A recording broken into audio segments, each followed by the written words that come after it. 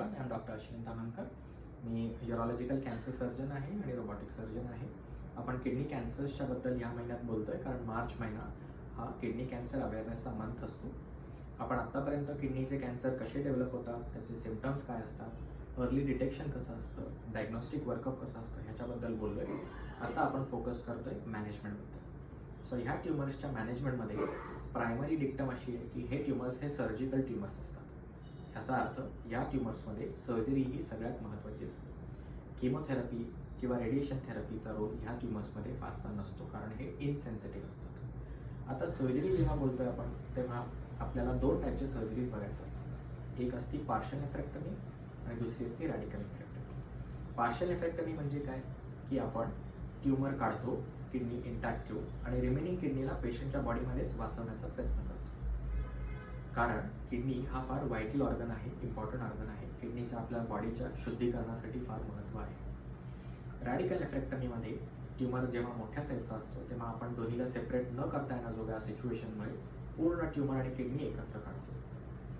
शक्य असेल तर पार्शल नेफ्रेक्टमी करावी असं डिक्टम आहे आणि हे फोकस्ड अप्रोचवाल्या क्लिनिशियन्सकडून ह्याच्याबद्दलचं ज्ञान व्यवस्थित प्रकारे कळतं. पार्शल नेफ्रेक्टमीची जी सर्जरी आहे त्याच्यामध्ये दोन प्रकारचे आउटकम्स आपण बॅलन्स करतो. एक, ट्युमरला चांगल्या प्रकारे इंटॅक्ट काढायचं सो दॅट बॉडीमध्ये ट्युमरची सेल मागे सुटली नाही पाहिजे. आणि दुसरं, जेवढा मॅक्सिमल चंक किडनीचा शिल्लक राहील बॉडीमध्ये तेवढा बघायचा सो दॅट दोन्हीचं बॅलन्स इक्वल. सो किडनी काढण्याच्या ट्युमर काढण्याच्या प्रकाराला आपण ऑन्कॉलॉजिकल आउटकम म्हणतो. ऑन्कॉलॉजिकल जस्टिससाठी तो कामाचा असतो. आणि किडनी सेव्ह करण्याच्या प्रकाराला आपण फंक्शनल आउटकम म्हणतो. सो ही जी पार्शल नेफ्रेक्टमीची जी सर्जरी आहे ती एक बॅलन्सिंग ॲक्ट आहे between these two types of outcomes. Oncological outcomes or the cancer outcome and functional outcome for kidney function preservation. जेव्हा साईज मोठा असतो, किडनीच्या सबस्टन्समध्ये हा ट्युमर बऱ्यापैकी डीप गेलेला असतो, तेव्हा अनफॉर्च्युनेटली आपल्याला किडनी सेव्ह करता येत नाही आणि तेव्हा आपण रॅडिकल नेफ्रेक्टमी करतो.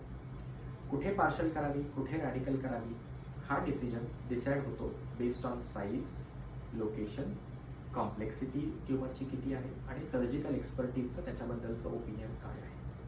ह्याच्याबद्दलचा जो अप्रोच असतो तो आयदर ओपन सर्जरीने आपण करू शकतो किंवा दुर्बिणीच्या शस्त्रक्रियेमध्ये आयदर लॅप्रोस्कोपी किंवा हाय एंड रोबॉटिक सर्जरीने आपण हा करतो. रोबॉटिक सर्जरीमध्ये ह्या सर्जरीचा मॅक्सिमम ॲडव्हान्टेज आहे कारण इन जनरल आपल्याला लॅप्रोस्कोपीच्याही कंपॅरिझनपेक्षा जास्ती चांगलं प्रिसिजन मिळतं, मॅग्निफिकेशन मिळतं, डेक्स्टेरिटी मिळते म्हणजे दोन्ही हाताची मुवमेंट इक्वलाइज्ड असते.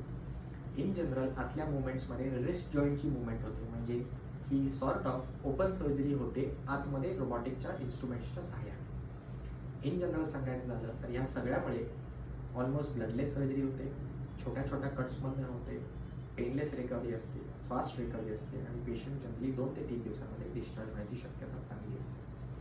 आणि ह्याच वेळेला सायमल्टेनियसली कॅन्सर आणि फंक्शनल आउटकम्सच्या दोन्ही बॅलन्सिंग ॲक्टमध्ये मॅक्सिमल जस्टिस मिळतो.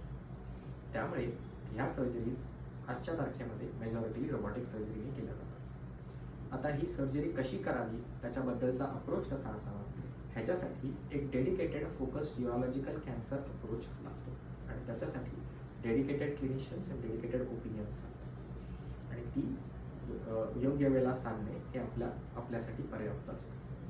Thank you so much.